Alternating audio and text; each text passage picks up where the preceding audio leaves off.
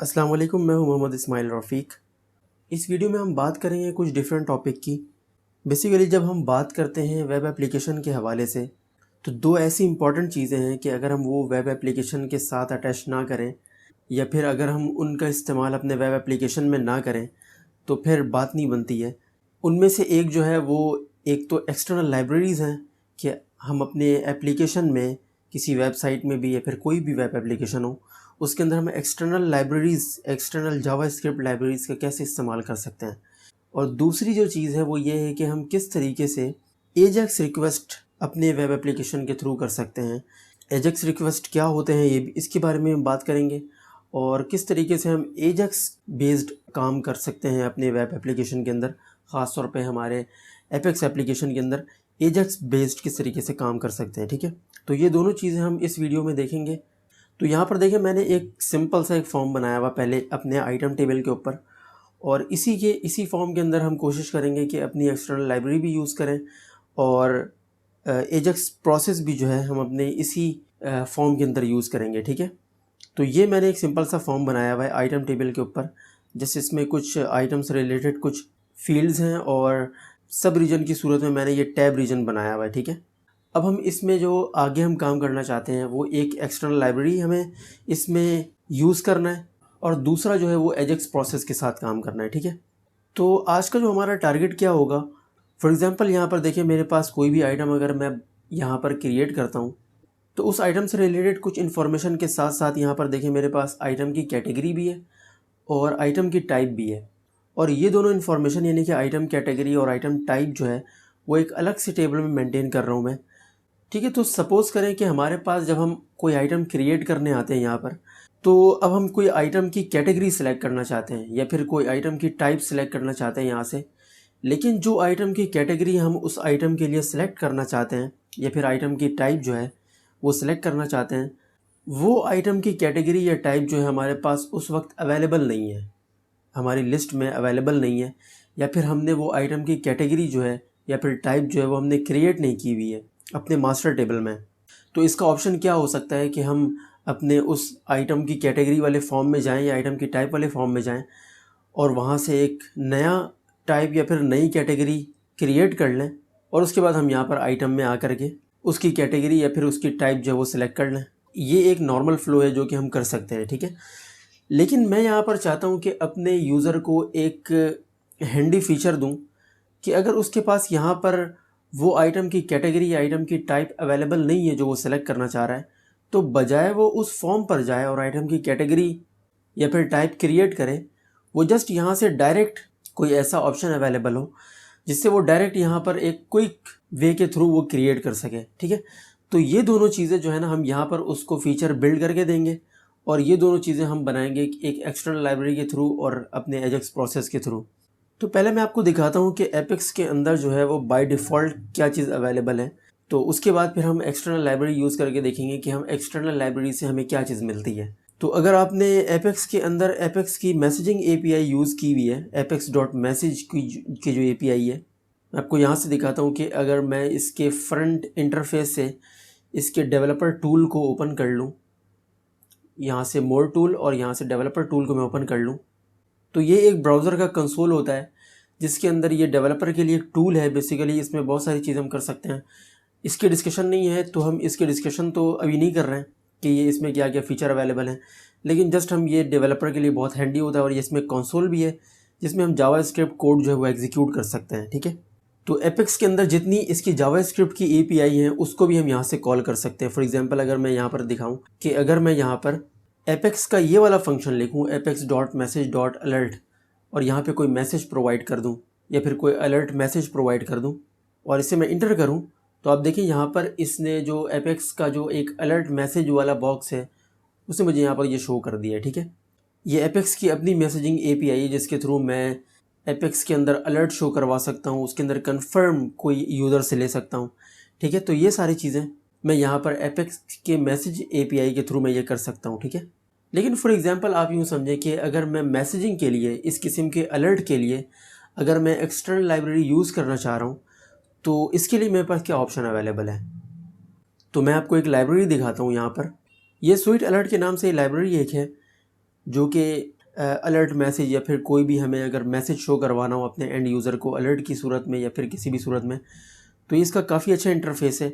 आप यहाँ से इसके एग्जांपल में अगर किसी एग्जांपल पर अगर आप ट्राई मी पर क्लिक करें तो ये आपको उसका मैसेज दिखाएगा किस तरीके से ये शो कर रहा है, ठीक है।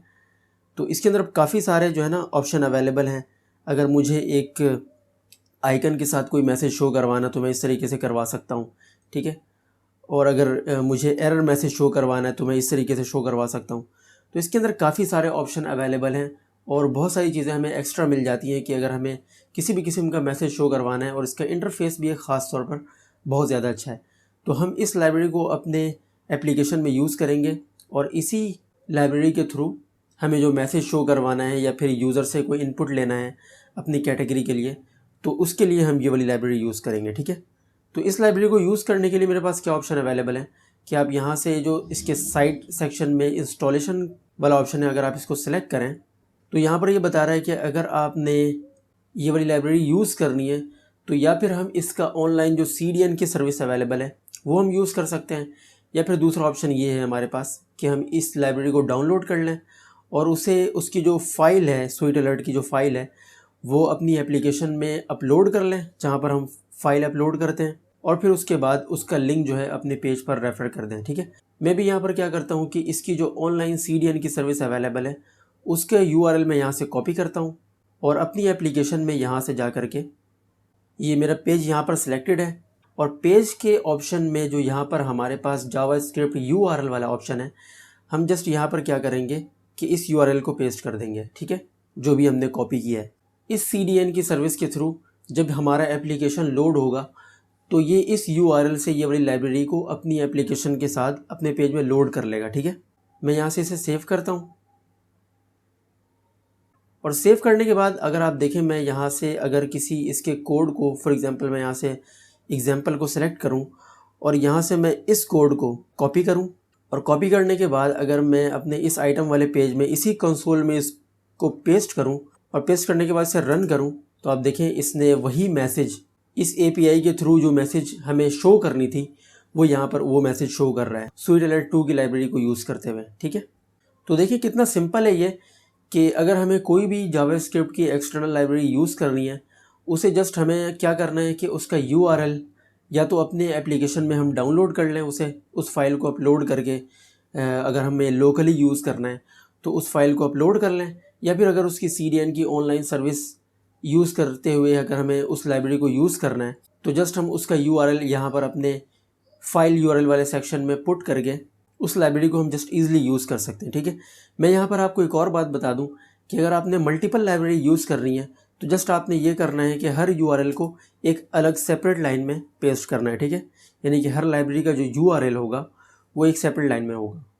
अब मैं क्या करता हूँ कि यहाँ पर जो हमारे पास आइटम है, ये आइटम की कैटेगरी है, मैं यहाँ पर इस आइटम की कैटेगरी को सिलेक्ट करता हूँ और अपने उस फीचर को जो मैंने आपको बताया था कि हमें क्या फ़ीचर बिल्ड करना है अपने इस आइटम फॉर्म के लिए, तो यहाँ पर मैं इसके पोस्ट टेक्स्ट वाले सेक्शन में एक HTML कोड लिखूँगा जिसके थ्रू मैं अपना बटन बनाना चाहता हूँ।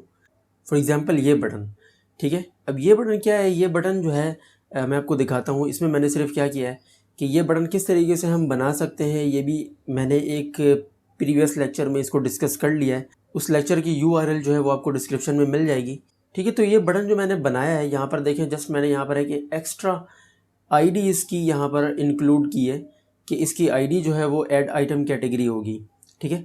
इसके बेस पर हम अपना डायनेमिक एक्शन बनाएंगे। इस ID को देने का मकसद ये है। तो ये किस तरीके से नज़र आता है मैं वो आपको दिखाता हूँ। इसे मैं सेव करता हूँ और उसके बाद अगर मैं अपने पेज को रन करूँ,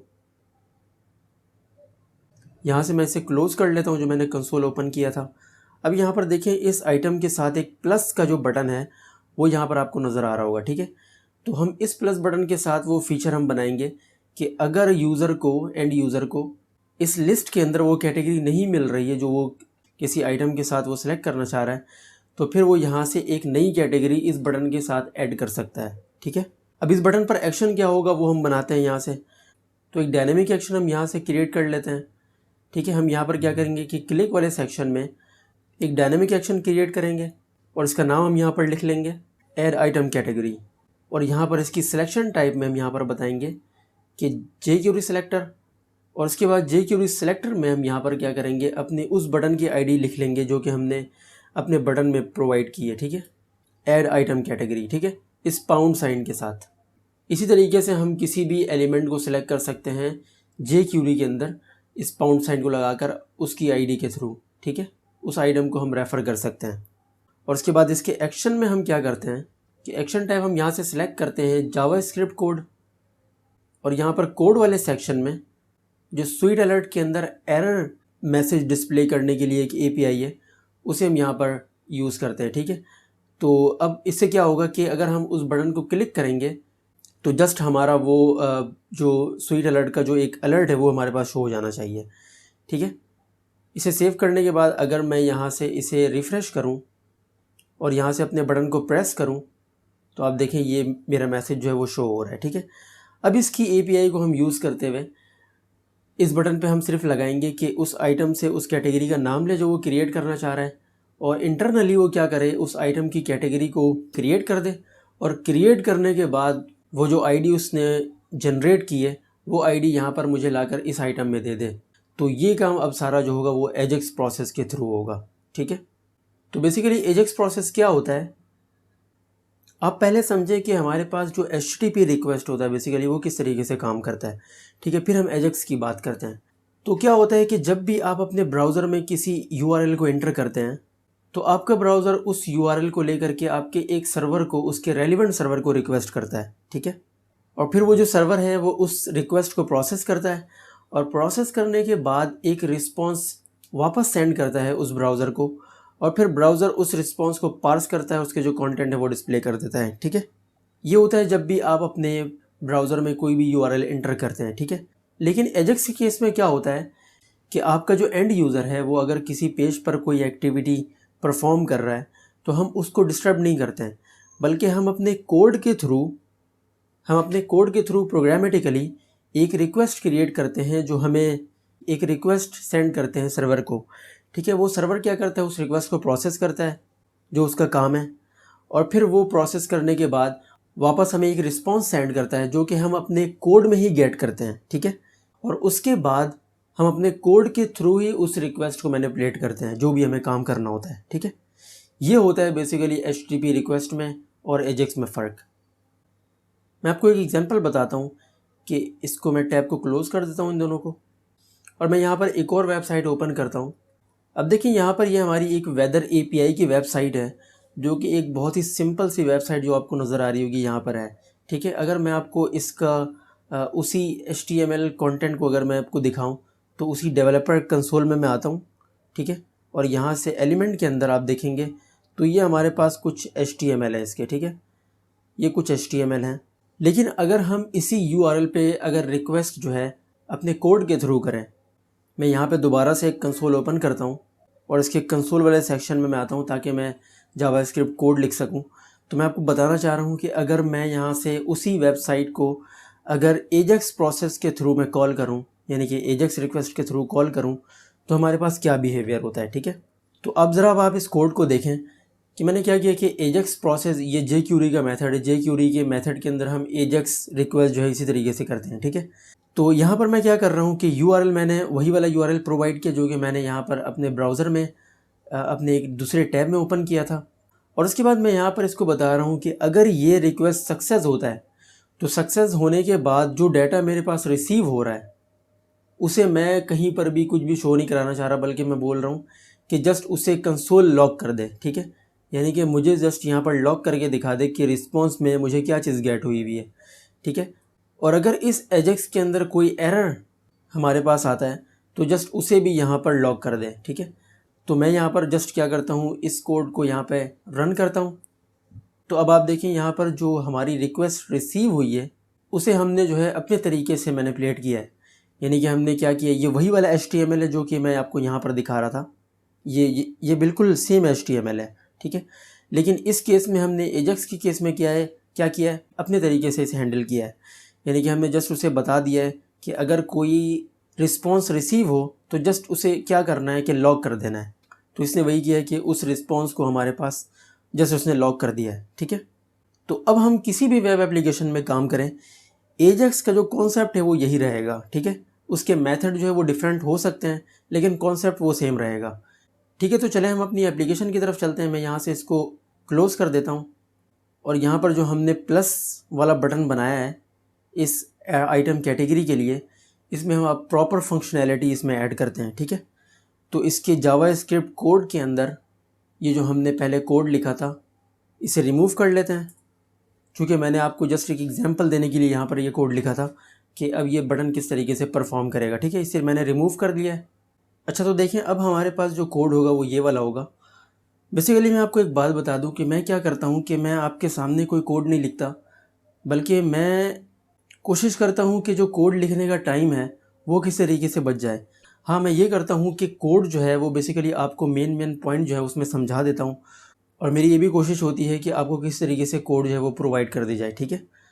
तो जस्ट मैं टाइम को बचाने के लिए आपके सामने वो कोड नहीं लिखता, बल्कि मैं इसे अपने पास पहले से रेडी करके रखता हूँ, या फिर अगर मैं लिखता भी हूँ तो उसको वीडियो में मैं वो सारी चीज़ें मैं कट कर देता हूँ, ठीक है। और जस्ट मैं आपको बाद में कोड समझा देता हूँ। तो मेरे ख्याल में इसमें जो है किसी को कोई प्रॉब्लम नहीं होनी चाहिए, ठीक है। तो यहाँ पर देखें, पहले यहाँ पर क्या किया मैंने, ये स्वीट अलर्ट की एक API यूज़ की है। यहाँ पर मैंने बताया कि इसका टाइटल ये होना चाहिए। उसके अंदर मैंने एक इनपुट बॉक्स भी यूज़ किया है, ठीक है। आप इसकी पूरी API पढ़ सकते हैं। अगर आप स्वीट अलर्ट की वेबसाइट पर जाएं तो आप इसके अंदर क्या क्या चीज़ें यूज़ कर सकते हैं और कौन कौन सी इसकी API है वो आप सारी चीज़ें पढ़ सकते हैं, ठीक है। तो अगर किसी यूज़र से इनपुट लेना हो तो स्वीट अलर्ट के थ्रू तो हम इनपुट की कमांड यूज़ कर सकते हैं, ठीक है। और इनपुट के कुछ एट्रीब्यूट भी प्रोवाइड कर सकते हैं। और यहाँ पर हम बटन के लिए बता सकते हैं कि कैंसिल का बटन उसमें शो हो या नहीं हो, या फिर जो कन्फर्म का बटन शो हो उसकी टेक्स्ट क्या हो, ठीक है। ये सारी चीज़ें हम इसमें बता सकते हैं। तो मैंने यहाँ पर बताया कि कन्फर्म बटन का जो टेक्स्ट हो वो क्रिएट हो, ठीक है, और कैंसिल का बटन भी शो होना चाहिए।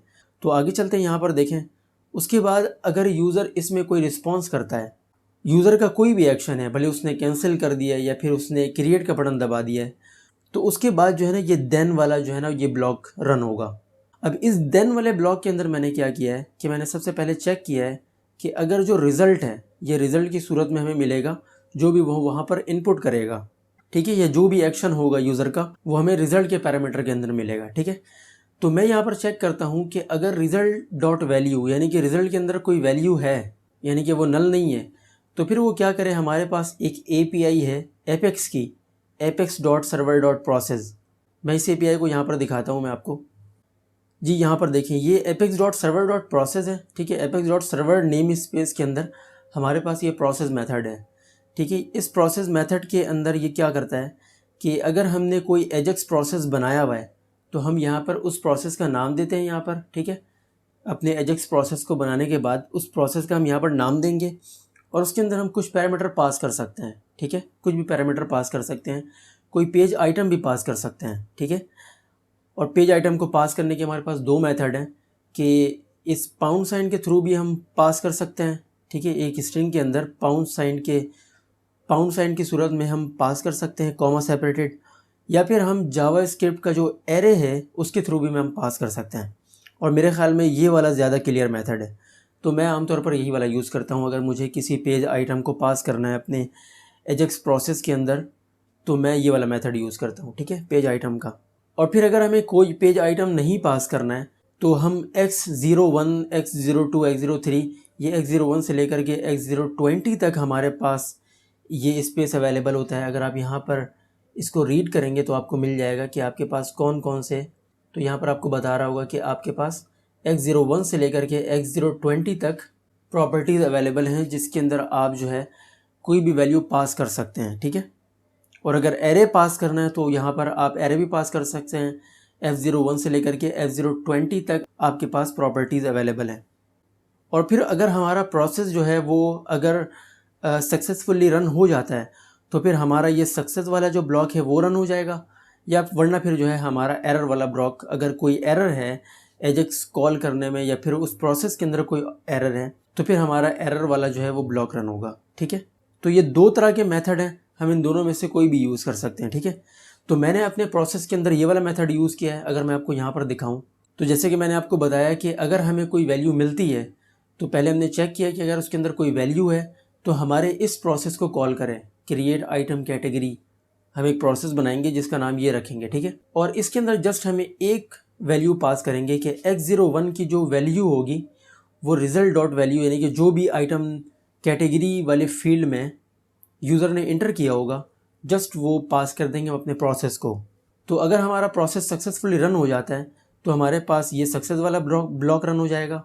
और अगर कोई एरर आता है तो एरर की सूरत में मैंने यहाँ पर बताया कि हमारा एरर वाला ब्लॉक रन हो। और एरर वाले ब्लॉक के अंदर मैंने क्या किया है कि एक और स्वीट अलर्ट का मैसेज मैंने फायर किया है जिसमें एरर का आइकन होगा और उसका जो टाइटल होगा वो इस तरीके से ऊप्स आ रहा होगा और फिर उसका जो टेक्स्ट है वो समथिंग वेंट रॉन्ग, इस तरीके से मैंने पास कर दिया, ठीक है। और यहाँ पर जो हमारे सक्सेस के अंदर जो कोड लिखा हुआ है ये मैं आपको बताता हूँ अपने एजेक्स प्रोसेस के बाद, ठीक है। तो चले हम अपने एजेक्स प्रोसेस को क्रिएट करते हैं। तो हम अपने प्रोसेस वाले सेक्शन में चलते हैं और यहाँ पर एजेक्स कॉलबैक वाले सेक्शन में हम यहाँ पर एक प्रोसेस क्रिएट कर लेते हैं। तो हम इसका नाम यहाँ पर लिख लेते हैं क्रिएट आइटम कैटेगरी। ये सेम एज इट इज़ वही नाम है जो कि हमने apex.server.process वाले फंक्शन के अंदर जिस प्रोसेस को कॉल किया है, ये बिल्कुल सेम वही नाम है, ठीक है। और इस नाम के बाद हम अपने PLSQL कोड वाले सेक्शन में हमारे जो प्रोसेस का कोड होगा वो ये होगा। अब यहाँ पर देखिए मैंने टॉप पर सबसे पहले क्या किया है कि एक आइटम कैटेगरी और आइटम कैटेगरी आईडी, एक डिस्क्रिप्शन और एक आईडी, दो वेरिएबल मैंने बनाए। और इस वेरिएबल के अंदर जो आइटम डिस्क्रिप्शन है उसकी मैंने बाय डिफ़ॉल्ट वैल्यू क्या रखी है, मैंने जो x01 के अंदर जो डाटा पास किया था वो मुझे इस मेथड के थ्रू वो डाटा गेट हो जाएगा, ठीक है। ये एपेक्स का अपना इंटरनल मैकेनिज़्म है कि वो x01 वाले प्रॉपर्टी के अंदर जो मैंने डाटा पास किया है वो मुझे इस apex_application.g_x01 के अंदर अवेलेबल कर देगा, ठीक है। वही वैल्यू जो कि मैं वहाँ से पास कर रहा हूँ। तो आपको इसकी फ़िक्र करने की ज़रूरत नहीं है कि वो डाटा मेरे पास यहाँ पर कैसे अवेलेबल होगा, बस एपेक्स वो आपके लिए यहाँ पर अवेलेबल कर देगा। तो मैंने जस्ट इसको यहाँ पर रेफ़र किया है। अब यहाँ पर देखें मैंने अपने ब्लॉग के अंदर क्या किया है, इंसर्ट स्टेटमेंट मैंने यहाँ पर चलाई है आइटम कैटेगरी वाले टेबल में, ठीक है। और यहाँ पर जस्ट मैंने आइटम कैटेगरी जो डिस्क्रिप्शन है हमारी उसमें मैंने जो है आइटम कैटेगरी डिस्क्रिप्शन जो हमारे पास वैल्यू रिसीव हुई है यहाँ पर वो मैंने पास कर दिया है इंसर्ट स्टेटमेंट में। और इसकी एक्टिव की वैल्यू जो है मैंने यहाँ पर y कर दी है, ठीक है। अच्छा, अब जो हमारी आईडी है इस कैटेगरी की वो हमारे पास ट्रिगर के थ्रू जो है ना वो जनरेट हो रहा है। जब हमारे पास ये आइटम कैटेगरी जो है हमारे टेबल में इंसर्ट हो जाएगी तो उसकी आईडी जो जनरेट हुई है तो हम अपने इस रिटर्न स्टेटमेंट के थ्रू उस आईडी को अपने आइटम कैटेगरी आईडी वाले वेरिएबल में रख लेंगे, ठीक है। और उसके बाद हम यहाँ पर क्या करेंगे, एपेक्स जेसन की एपीआई यूज़ करते हुए, तो ये एपेक्स जेसन की जो एपीआई ये काफ़ी हेल्पफुल है अगर आपने अपने जावास्क्रिप्ट और PLSQL कोड के दरमियान जेसन फॉर्मेट के अंदर किसी डाटा को सेंड एंड रिसीव करना है तो आप इस एपीआई के थ्रू आप इजीली जो है वो काम कर सकते हैं, ठीक है। अगर आपने सिर्फ PLSQL कोड के अंदर रहते हुए भी इस एपीआई को यूज़ करना है तो ये जेसन फॉर्मेट के डेटा को हैंडल करने के लिए काफ़ी ज़्यादा हेल्पफुल है, ठीक है। तो मैं इसी जेसन एपीआई को यूज़ करते हुए मैंने क्या किया है कि अगर ये प्रोसेस सक्सेसफुली चल जाता है तो जस्ट मैंने 3 प्रॉपर्टी बनाई है यहाँ पर, यानी कि जो जेसन ऑब्जेक्ट है वो मैंने ओपन किया और यहाँ से क्लोज़ कर लिया है। और उसके अंदर मैंने 3 प्रॉपर्टी लिखी हैं। एक स्टेटस की प्रॉपर्टी है, यानी कि स्टेटस 1 होने का मकसद ये होगा कि ये जो प्रोसेस है हमारा वो सक्सेसफुली रन हो चुका है, ठीक है। और उसके बाद मैसेज के अंदर हमारे पास क्या होगा कि जो भी कैटेगरी, यानी कि जो भी नाम होगा उसका, कैटेगरी का जो नाम होगा उसके साथ क्रिएटेड लिखा हुआ आ जाएगा, ये हमारा मैसेज होगा। और न्यू आईडी हमने एक और वेरिएबल बनाया, एक और प्रॉपर्टी बनाई है और इसकी जो वैल्यू होगी, अभी जो हमारी नई कैटेगरी की आईडी जनरेट हुई है, न्यू आईडी प्रॉपर्टी की जो वैल्यू होगी वो वही आईडी होगी, ठीक है। और किसी भी एक्सेप्शन की सूरत में हम यहाँ पर क्या करेंगे कि स्टेटस हमारा उस वक्त 0 होगा, लेकिन अगर आप एक्सेप्शन ब्लॉक नहीं भी लिखते हैं तब भी अगर कोई एरर आता है तो वो हमारे एरर के अंदर वो चीज़ जो है वो रेज कर देगा, ठीक है। यहाँ से इसको मैं सेव करता हूँ। अब ये सारी चीज़ें आप जहन में रखें जो मैंने भी आपको बताई हैं और फिर मैं आपको बताता हूँ कि मैं अपने इस जावास्क्रिप्ट कोड के अंदर जो हमारा सक्सेस वाला ब्लॉक है उस ब्लॉक के अंदर मैं क्या लॉजिक परफॉर्म कर रहा हूँ, ठीक है। तो आप यूँ समझे कि जो मैंने वहाँ पर जेसन लिखा था, जो 3 प्रॉपर्टी मैंने पास की थी, वो ये इस डाटा के अंदर मुझे वो सारी चीज़ें मिल जाती हैं, ठीक है। तो मैं क्या करता हूँ, डाटा डॉट स्टेटस चेक करता हूँ, ठीक है। मैंने यहाँ पर डाटा डॉट स्टेटस चेक किया है, अगर वो 1 है तो इसका मतलब ये है कि हमारा जो प्रोसेस है वो सक्सेसफुली रन हो चुका है। तो नेक्स्ट मैं इसके अंदर क्या करता हूँ कि हमारे पास जो आइटम कैटेगरी वाला जो आइटम है उसके अंदर एक सिलेक्ट लिस्ट लगी हुई है, ठीक है, क्यूरी के बेस पर। तो मैं जस्ट यहाँ पर ये वाला फंक्शन रन करता हूँ ताकि उसकी क्यूरी जो है वो रिफ्रेश हो जाए और जो नई कैटेगरी क्रिएट हुई है वो भी उस सिलेक्ट लिस्ट के अंदर आकर के इंक्लूड हो जाए, ठीक है। रिफ्रेश करने का मकसद ये है। और उसके बाद मैं क्या करता हूँ कि दोबारा से स्वीट अलर्ट के थ्रू मैं यूज़र को एक अलर्ट शो करवाता हूँ जिसके अंदर जो उसका टाइटल होगा वो जस्ट वही मैसेज होगा जो मैंने अपने प्रोसेस से पास किया है, यानी कि उस कैटेगरी का नाम होगा और उसके बाद जस्ट क्रिएटेड लिखा हुआ आ रहा होगा, ठीक है। तो उसके बाद मैं यहाँ पर जस्ट एक और एक्टिविटी परफॉर्म कर रहा हूँ कि हमारे आइटम कैटेगरी वाले आइटम में जो हमारी नई आईडी क्रिएट हुई है वो सेट कर दे, ठीक है। और अगर ये वाला डाटा स्टेटस जो है वो 1 नहीं होता है तो उसके बाद भी मैं क्या कर रहा हूँ, जस्ट एल्स के अंदर मैंने क्या किया है, एक अलर्ट शो करवाया है एरर वाला, जो कि मैंने एरर के अंदर शो करवाया है, ठीक है। तो इसको मैं यहाँ पर सेव करता हूँ और अपने इस आइटम के पेज को दोबारा से रिफ्रेश करता हूँ। अब देखिए जो हमारे पास ये वाला जो आइटम है BBQ सैंडविच, इसके लिए जो मैं कैटेगरी सेलेक्ट करना चाह रहा हूँ वो बारबेक्यू सेलेक्ट करना चाह रहा हूँ। लेकिन आप देखें यहाँ पर हमारे पास आइटम की कैटेगरी में बारबेक्यू अवेलेबल नहीं है। अगर मैं आपको इसका टेबल दिखाऊँ तो यहाँ पर भी आप देख सकते हैं कि हमारे पास कुछ कैटेगरी और इसमें कहीं पर भी बारबेक्यू अवेलेबल नहीं है। तो अब हमारे पास अगर हमें बारबेक्यू यहीं से अगर हमें क्रिएट करना है तो इसके लिए हमने एक फ़ीचर बिल्ड कर लिया है। तो जस्ट हम क्या करेंगे, अपने इस प्लस के बटन पर क्लिक करेंगे तो ये पूछेगा कि आपको कौन सी नई कैटेगरी क्रिएट करनी है, ठीक है। तो जस्ट मैं उस कैटेगरी का नाम दूंगा यहाँ पर कि मैं क्रिएट करना चाह रहा हूँ बारबेक्यू, ठीक है। और मैं यहाँ से क्रिएट को प्रेस करता हूँ। क्रिएट को प्रेस करने के बाद ये मुझे बता रहा है कि बारबेक्यू क्रिएटेड, और जैसे मैं ही इसको ओके प्रेस करता हूँ तो आप देखें आइटम की कैटेगरी में इसने यहाँ पर बारबेक्यू को सिलेक्ट कर लिया है। और अगर हम अपने इस टेबल को चेक करें, आइटम कैटेगरी वाले टेबल को चेक करें तो आप इस टेबल में भी देखेंगे कि हमारी एक नई एंट्री यहाँ पर क्रिएट हो गई है बारबेक्यू के नाम से, ठीक है। इस तरीके से मैं अपने इस आइटम टाइप के लिए भी ये सारी चीज़ें क्रिएट कर सकता हूँ। तो जस्ट जल्दी से मैं इसको क्रिएट करता हूँ फिर आपको दिखाता हूँ। जी, तो सारी चीज़ें मैंने आइटम टाइप के लिए क्रिएट कर ली हैं। अब मैं यहाँ से अपने फॉर्म को रिफ़्रेश करता हूँ।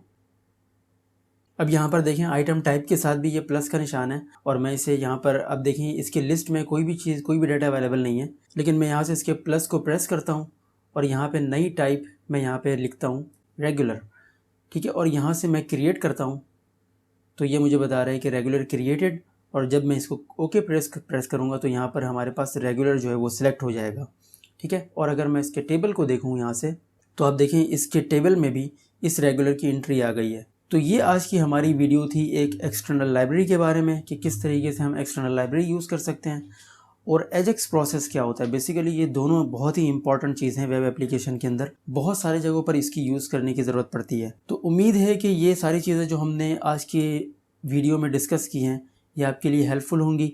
आज की वीडियो हम यहाँ पर एंड करते हैं और इंशाल्लाह मिलते हैं नेक्स्ट वीडियो में।